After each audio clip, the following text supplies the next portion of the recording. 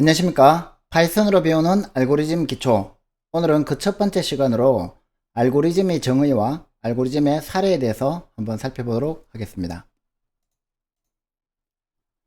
자, 먼저 알고리즘이라는 단어는 이 어원을 살펴보면 7세기인가요? 페르시아의 수학자 알콰리즘이라는 사람이 있었어요. 이 알콰리즘이라는 사람의 이름에서 따와서 이 사람이 그 뭐 대수학의 아버지기도 하거든요. 굉장히 문제를 잘 푸는 사람이라는 거죠. 수학을 잘하는 사람. 그래서 그 사람의 이름을 따와서 이제 어떤 문제를 어, 푸는 걸 그거를 효율적으로 푸는 절차 그거를 이제 알고리즘이라고 하게 됐고 주로 컴퓨터로 풀기 위한 효율적 절차를 알고리즘으로 정의할 수 있습니다. 그래서 중요한 거는 어떤 이제 문제를 푸는데 그 문제를 그냥 풀어내서 답만 맞추면 된다, 뭐로 가도 서울만 가면 된다가 아니라 단계별로 정확하게 어떤 단계를 거쳐서 그거를 명확하게 헷갈리지 않게 기술해내는 것을 우리가 알고리즘이라고 부르게 됩니다. 그러면 이제 우리가 오늘날 왜 알고리즘을 공부해야 하느냐? 그래서 어떤 문제를 컴퓨터로 해결하고 싶다는 거죠. 왜냐하면 컴퓨터로 해결하면 정확하고 빠르니까. 그래서 흔히 이제 알고리즘은 그 컴퓨터 프로그래밍 언어로 이제 구현을 하게 됩니다. 하지만 어떤 특정한 컴퓨터 언어와 문법하고는 달리 어떤 컴퓨터 언어를 사용하든 상관없이 컴퓨터로 문제를 풀기 위한 절차를 이렇게 상세하게 기술하는 것 자체를 우리가 알고리즘이라고 합니다. 그래서 이제 많은 사람들이 여러 가지 문제를, 다양한 문제들을 우리가 해결을 해왔어요. 지금까지. 그래서 이제 이 문제를 해결하는 방법이, 전형적인 방법들이 여러 가지 있다는 거죠.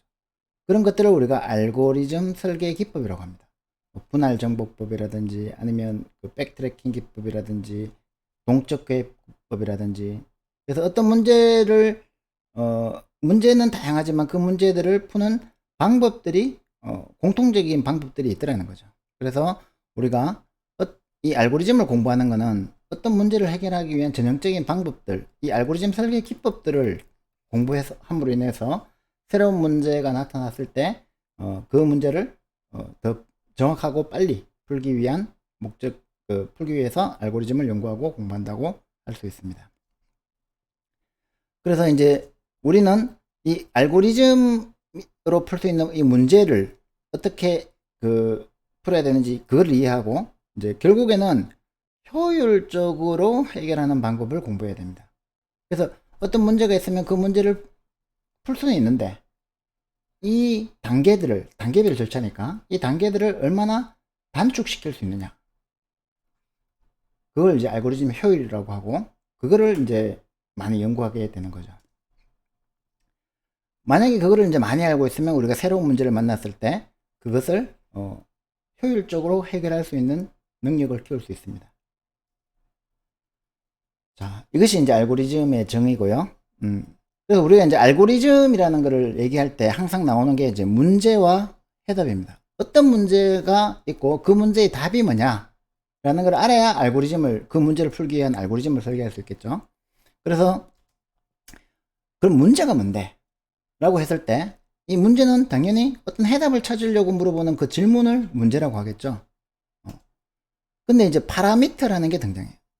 우리가 이제 여러분들은 이 강의 들으시는 분들은 그래도 프로그래밍을 다 해봤기 때문에 파라미터가 뭔지는 알죠. 함수의 입력이죠. 그죠? 그래서 입력값. 이 입력값이 문제에 주어지는 거겠죠. 그죠? 근데 이 입력값에 그 특정 값이 지정되어 있지 않은 변수 x를 파라미터라고 하자는 거죠. 우리가 저거 함수 fx 할 때 이 x를 파라미터라고 했을 때 그러면 이제 입력의 사례, 즉 인스턴스가 뭐냐, 영어로 하면 인풋 인스턴스가 뭐냐, 그 문제의 파라미터에 지정된 특정 값이라는 거죠. 예를 들어서 fx는 x 더하기 5다 라는 이제 이것도 일종의 알고리즘입니다. 그럼 이제 F5는 뭐냐? 5 더하기 5니까 10이다. 그래서 이 X가 5다라는 거, 이게 이제 입력의 인스턴스죠.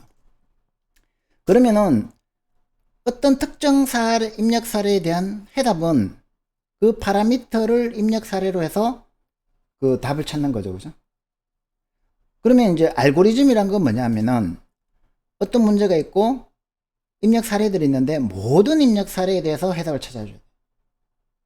fx가 다시 예를 들어서 오라라는 이제 그 이런 이제 우리가 알고리즘을 찾았다면 이 x의 값에 뭐 어떤 값을 대입하든 예를 들어서 x가 이제 뭐 실수의 원소다 이렇게 했을 때 어떤 값을 대입하든 이 값이 정답으로 나와야 된다. 이게 복소수라도 마찬가지. 그러니까 우리가 어떤 입력 파라미터를 정하고 어떤 입력 사례를 주더라도 그게 답이 나오는 절차, 그것을 우리가 알고리즘이라고 할 수가 있습니다. 자, 대표적으로 이제 순차 탐색, 영어로 하면 이제 sequential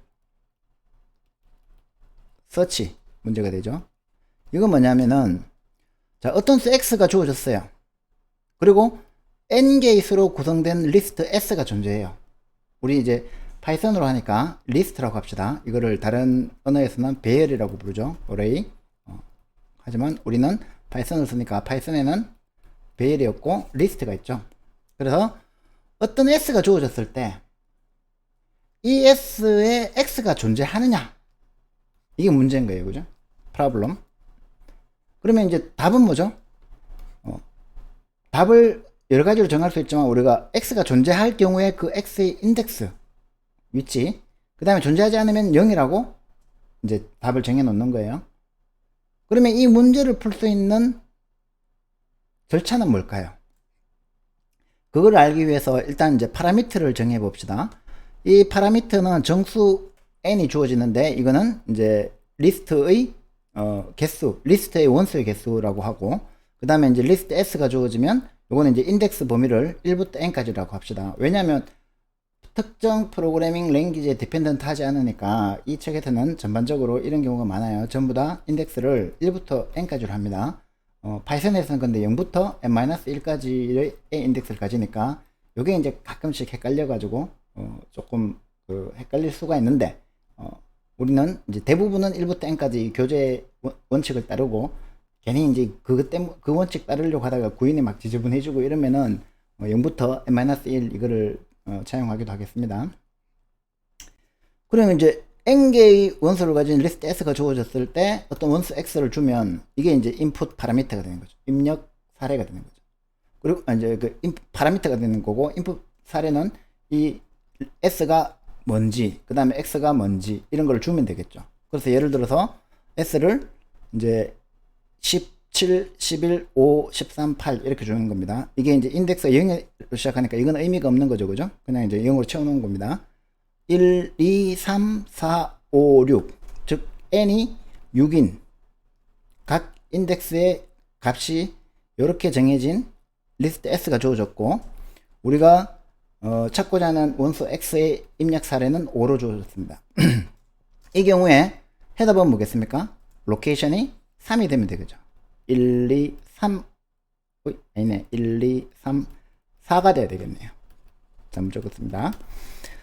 그러면은 이제 그 x를 5로 주면은 4가 그 답으로 나오고, 그 다음에 x를 예를 들어서 13으로 주면은 5가 답으로 나오고, 만약에 x를 이제 뭐 9로 주면은 없죠. 그죠? 없으면 어떻게 하라고요? 0이 해답이니까 로케이션이 0이 나오는 그런 알고리즘을 어떻게 만드느냐. 자, 이 강의를 들으시려고 마음먹으신 분이라면 이거는 굉장히 쉬운 알고리즘이죠. 그죠? 시퀀셜 서치 다 한 번씩 해보는 거예요. 그죠? 그래서 그냥 바로 말씀드릴게요. S가 X 인덱스를 찾아주는 절차는 S의 첫째 원소에서 시작해서 X를 찾을 때까지, 첫 번째 원소에서 X가 나타날 때까지 각 원소를 X와 비교해보고 찾았으면 리턴하고 못 찾으면 0을 리턴하면 되죠. 그죠? 인덱스 리턴하거나 0을 리턴하거나. 요거는 이제 이 강의를 들으려고 마음먹은 분이라면 너무나 쉽기 때문에 크게 설명 안 하고 넘어가겠습니다. 파이썬으로 함수 구현하면 시퀀셜 서치 n과 s와 x를 파라미터로 받아서 로케이션을 1로 두고 첫 번째 원소죠, 그죠? 그리고 이제 로케이션이 n보다 작거나 같을 때까지, 작거나 같고 s의 로케이션이 x가 아닐 때까지. x이면 뭡니까? 찾았기 때문에 파일문을 빠져나오면 되죠. 아니면 n까지 가봐야 되죠, 그죠? 그 로케이션 위치를 하나씩 증가하면서 지금 이 리스트를 1에서부터 2 이렇게 쭉 해서 n까지 그렇게 하고, 만약에 쭉 지나갔으면은 여기면 이제 n 플러스 1이 되겠죠. 여기까지 갔다는 거는 이 리스트 안에는 해당하는 원소 x가 없었다는 얘기죠, 그죠? 그러면 이제 그때는 로케이션을 0으로 해서 값을 로케이션으로 리턴해 주면 됩니다, 그죠? 그거를 이제 두 가지로 실행을 해보면 s가 이제 0은 이제 의미가 없으니까 0번째 죄송합니다. 0번째 원소를 0으로 채워놓고 1, 2, 3, 4, 5, 6 앞에서 든 예죠, 그죠? 그걸 가지고 x가 5일 때 해보면 이제 5일 때는 4를 리턴해야 되고, 그 다음에 4를 주면은 없으니까 쭉 지나가서 이제 n이 7이 되겠죠. 그래서 이 경우에는 0을 리턴하라 그랬죠, 그죠? 그래서 이거는 이제 0을 리턴해야 되고, 그러면 이제 x를 파라미터로 줘야 되는데, 요 n은 lenS의 1 뺀 거죠. 왜냐면 이게 의미 없는 게 하나 들어가 있으니까 lenS의 1을 빼줍니다.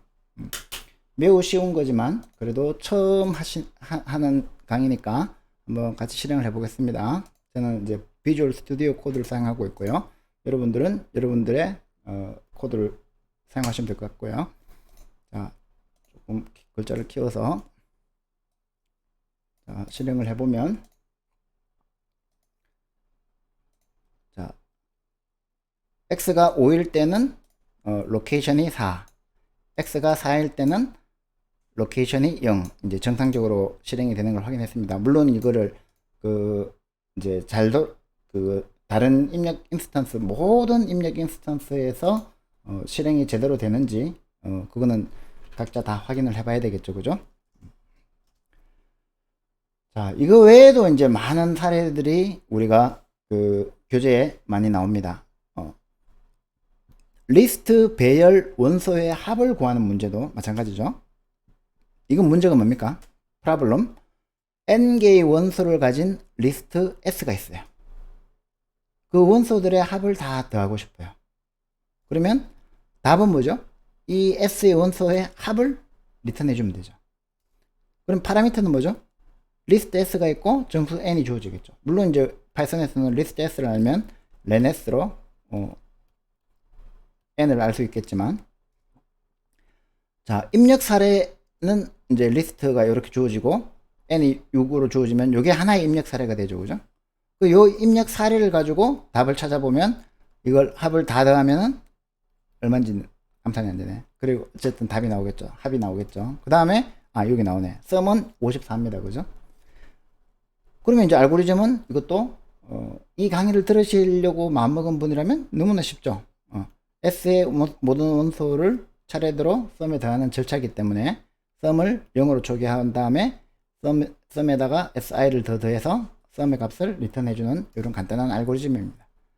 그래서 이렇게 이제 초기화를 해주고 리절트에 리절트 플러스 si를 해서 리턴 리절트 해주면 이렇게 s를 줬을 때 요 lenS는 마찬가지로 n은 lenS 빼기 1이고 요거를 이제 넘겨주면은 1부터 레인지 1부터 n까지 요 파이썬에서 레인지 함수는 1부터 요거에 마이너스 1 했는 거니까 플러스 1 해주면 요게 이제 1부터 1, 2, 3,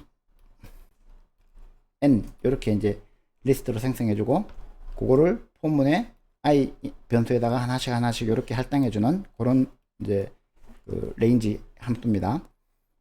정확하게는 클래스라고 하는데, 이렇게 이제 파이썬을 아는 분들은 뭐 이렇게 쉽게 따라올 것이고, 파이썬을 몰라도 요거는 조금만 익숙해지면 금방 저거 구현이 될 거예요. 파이썬 공부를 조금 곁들여서 하면 크게 어렵지 않게 이해가 될 겁니다. 요것도 마찬가지로 이제 54가 나오는지 한번 볼게요. 두 번째, 어떤 리스트 s가 주어지면 그 s의 원수의 합을 구해주는 함수 s에 대해서 sum을 이렇게 실행을 해보면 마찬가지로 sum equal 54 여기 정상적으로 나옵니다. 물론 정확한 모든 인스턴스에 대해서 답이 나오는지는 여러가지 테스트를 해봐야 되겠죠, 그죠? 자, 하나 더 살펴봅시다. 이번에는 이제 리스트를 내가 정렬을 하고 싶어요. 정렬, 소팅이라고 하죠. 자, 정렬 문제는 굉장히 다양한 해법이 있습니다. 앞에 우리가 리스트의 합을 구하는 그 문제라든지 또 뭐 했나요? 제일 처음에 했던 게 뭐지?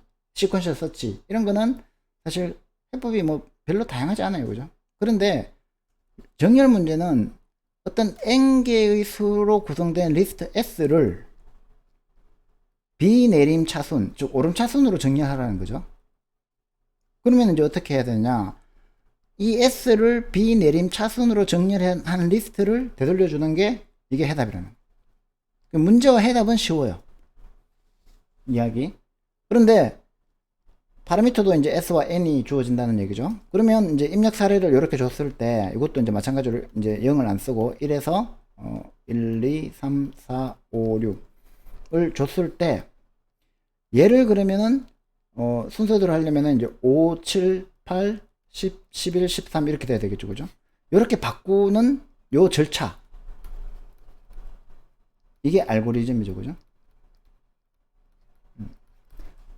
이게 이제 굉장히 다양하다는 거죠. 자, 이제 해답 S 프라임은 이거라면 이 알고리즘은 뭐 수없이 많다. 교환 정렬, 삽입 정렬, 선택 정렬, 합병 정렬, 퀵 정렬. 우리가 이제 합병 정렬, 퀵 정렬, 뭐 교환 정렬 이런 거는 요 교재에도 있으니까 이제 공부하게 될 거예요. 그래서 이 중에서 가장 간단한 교환 정렬을 한번 해보자는 거죠. 이 교환 정렬이라는 거는 어떻게 하느냐면 이제 간단해요. 이름이 이제 exchange라는 함수인데 어떻게 간단하냐면 for i in range n-1 이렇게 이제 레인지의 범위를 콤마에서 따로 안 주고 요거를 주면 0부터 시작합니다. 0부터 해서 어디까지 가죠? n-1로 되어 있으니까 여기서 마이너스1하면 n-2까지 가죠. 그리고 for j는 잘 보면 i 플러스 1 콤마 n이에요. 그러면 i 플러스 1에서 어디까지 가죠? n-1까지 가죠.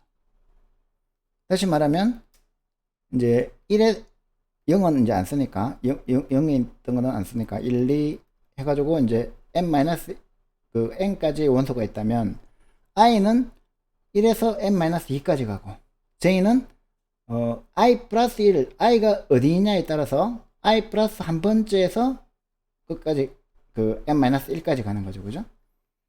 자, 이런 식으로 이제 진행하면서 그러면 이제 i와 j 값이 정해질 거잖아요. 이중포로 분문에서 si가 sj보다 크면 si와 sj를 sj와 si로 바꾼다. 만약에 여러분들이 파이썬을 많이 공부를 안 했으면 파이썬을 처음 본다면 이게 이제 좀 당황스러울 거예요, 그죠? 요거는 이제 파이썬에서 수합하는 방법입니다. C나 다른 자바 같은 다른 언어에서 수합을 하려면 뭐 T는 뭐 X, X는 Y, Y는 T 이렇게 이제 수합을 해야 되죠, 그죠? 수합 함수를 만들거나 매크로를 만들거나. 그런데 이제 파이썬은 그냥 이렇게 쓰면 돼요. 여기 이제 내부적으로는 요런 투플을 만들어서 이 투플을 요 투플에다가 이제 저장하는 그런 이제 내부적인 구현이 있는데 그거는 뭐 지금 단계 우리는 뭐 크게 신경 쓸 필요 없고 이렇게 쓰면 된다는 거. 콤마 해가지고 그러니까 L 밸류에 이 할당문의 L 밸류에 왼쪽에 있는 값에다가 두 개가 올 수 있다는 거죠.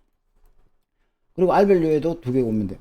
그러면 이제 요거는 요걸로 하는데 그 중간 단계를 생략하고 넘어가니까 중간 단계를 거쳐서 이렇게 넘어가는데 이 중간 단계는 우리가 신경 안 써도 되니까 결국에는 두 값이 수합이 된다는 거예요. 앞으로 이제 이 수합은 그 이 교재 전반에서 굉장히 자주 등장하는데 파이썬에서는 이렇게 간단하게 쓸 수 있다는 거는 지금 알아두시면 좋아요. 자, 그러면 이제 이렇게 구현을 해 놓으면 어떤 일이 벌어지냐면 요거는 이제 실제 그거 이제 테스트를 해보는 거고 실행을 해보는 거고 결과는 이렇게 했을 때 이렇게 나올 겁니다. 자, 그러면은 이제 이 교환 정렬의 이제 알고리즘을 우리가 살펴보면 i번째 자리에 있는 수와 i 플러스 1번째부터 n번째 자리에 있는 수를 차례대로 비교해 나가죠. 그러면서 만약에 i번째 자리 수보다 더 작은 값이 있으면 두 수를 수합했죠. 수합, 교환. 그러면 포함은 한번 수행하고 나면 어떻게 됩니까? 자, 이제 i가 얘예요.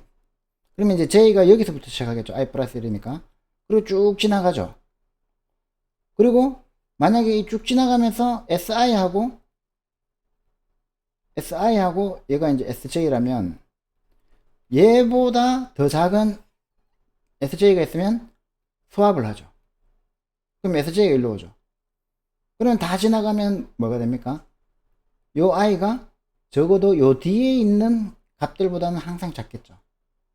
다시 말하면 어떤 수가 있을 때 제일 처음에 i가 0부터 시작하잖아요. 그죠? 1부터 시작하잖아요. 그죠? 자, 첫 번째 원소에서 한번 쭉 지나갔으니까 제일 작은 수가 여기 찾았죠. 그 다음에 두 번째는 또 여기서 2에서 시작하죠. 그죠? 그 다음에 2 쭉 지나가면서 제일 작은 수를 수합해서 여기 제일 작은 수가 나왔죠. 그러면 제일 작은 수, 그 다음 작은 수가 이제 확인됐죠. 그 다음에 또 마지막에 그 다음부터 또 이렇게 제일 작은 수가 찾죠. 그럼 이미 제일 작은 수, 그 다음 작은 수, 또 그 다음 작은 수를 찾았으니까 여기까지는 정렬이 된 상태죠. 그 다음에 여기는 아직 정렬이 안 됐죠. 그럼 또 여기서부터 요거 이런 식으로 한 번에 제일 작은 수 한 개를 찾아 들어갑니다. 그죠? 한 번에. 요거 나중에 다음 시간에 또 분석을 하니까 요거를 잘 기억을 해 두세요. 그러면은 결국에는 이 두 번째 루프를 수행하면서 둘째 자리에 둘째로 작은 수가 들어가게 되고 세 번째는 또 이제 세 번째로 작은 수가 들어가게 되고 그러면 이제 for i 루프 다 수행하고 나면 모두 수행되면 이제 정렬이 된 상태가 되는 거예요. 마지막이. 자, 그래서 이제 아까 우리가 실행은 안 해봤는데 교환 정렬의 단계를 한번 확인을 해보면 요거를 실행해보면 이제 결과가 이렇게 정상적으로 정렬된다는 건 알겠죠. 그죠? 그러면은 이제 만약에 우리가 한번 정렬했을 때마다 상태가 어떻게 되는지 확인하고 싶으면 이렇게 중간에 프린트 문을 찍어서 S의 상태를 이렇게 한 번씩 확인해 주면 되겠죠. 그죠? 그러면 제일 처음에 이렇게 시작해서 제일 처음 했을 때 5가 들어가죠. 그 다음에 두 번째 7이 들어가죠. 그 다음에 8이 들어가고 그 다음에 10이 들어가고 11이 들어가고 마지막에 끝났을 때 13까지 요렇게 이제 중간 단계를 여러분들이 이제 앞으로 제가 초반부에는 이런 거 이제 다 한 번씩 같이 해보겠지만 이제 저 뒤에 복잡해지면 이렇게 프린트문을 찍어 보거나 아니면 이제 디버깅을 해서 찾아보는 방법은 디버깅 하는 방법은 각 툴마다 다 다르니까 여러분들이 그 각 해당 툴에서 디버깅을 해서 이제 상태를 찍어보는 훈련을 좀 해야 됩니다. 자, 그렇게 해서 이제 교환 정렬도 다 해봤어요. 그죠? 자, 그 다음에 이제 또 그 조금 난이도 있는 문제가 행렬의 곱셈 문제죠.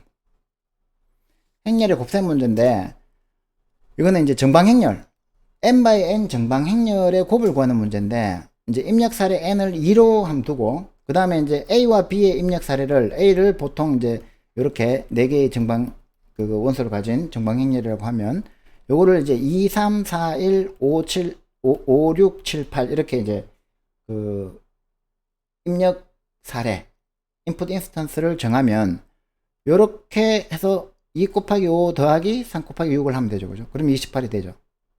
2 곱하기 5 더하기 3 곱하기 6은 28이 되고, 그 다음에 이제 요 두 번째 원소는 2 곱하기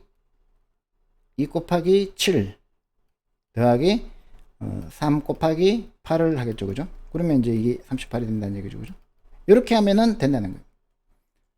이거는 이제 우리가 어디서 배우냐? 보통 선형대수 시간에 배우죠. 그죠? 요새 고등학교에서는 행렬을 안 배우는 걸 알고 있는데, 배우나 모르겠다. 선택해야 배우는 거야.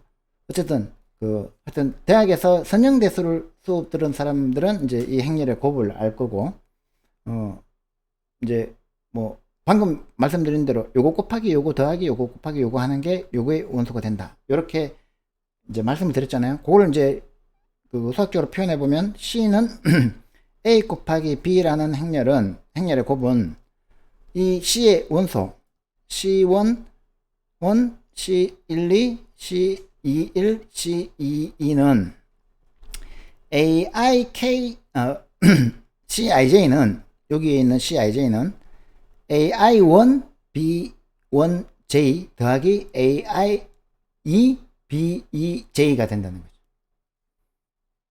이렇게 수학적으로 표현할 줄 알아야 이제 코딩하기가 쉬워집니다. 자, 그래서 이거를 해보면 결국에는 CIJ는 뭐가 같아요? 지금 이제 n이 2일 때 그런데 n이 3일 수도 있고 n이 5일 수도 있고 그렇잖아요. 그죠? 그러면은 결국에는 이 n이 제너럴하게 표현하면 k가 1에서 n까지의 시그마 aik bkj의 시그마라는 거죠. 요거는 이제 수학 문제니까 왜 이렇게 되는지는 이제 아시는 분은 뭐 넘어가면 되고, 모른다면은 이제 조금 고민을 해서 왜 수식이 이렇게 나오는지를 이해를 해야 됩니다. 자, 그러면 이제 이거를 이해를 했으면, 이 수식을 이해를 했으면 이제 코딩하는 거는 쉽다는 거죠. 잘 보면, 자, 시그마죠. k가 1에서 n까지의 시그마죠. 그러면 the same을 포문으로 만들면 되잖아요. 그죠? 근데 i와 j에 대해서 이중 포문을 만들어야 되죠. 그래서 3중 for 루프가 되는 겁니다. 그래서 이제 이렇게 되는 거죠. 매트릭스 멀티플리케이션은 이제 n은 a 곱하기 b를 했는 값을 c를 리턴해 주는 건데, 이제 이 n은 len a 해가지고 계산하면 되고, 자, 요것도 이제 파이썬을 처음 하는 사람은 조금 헷갈릴 거예요. 뭐 C 언어 같은 경우에는 int C 뭐 해가지고 뭐 n 이렇게 2차원 배열로 선언하면 되잖아요. 그죠?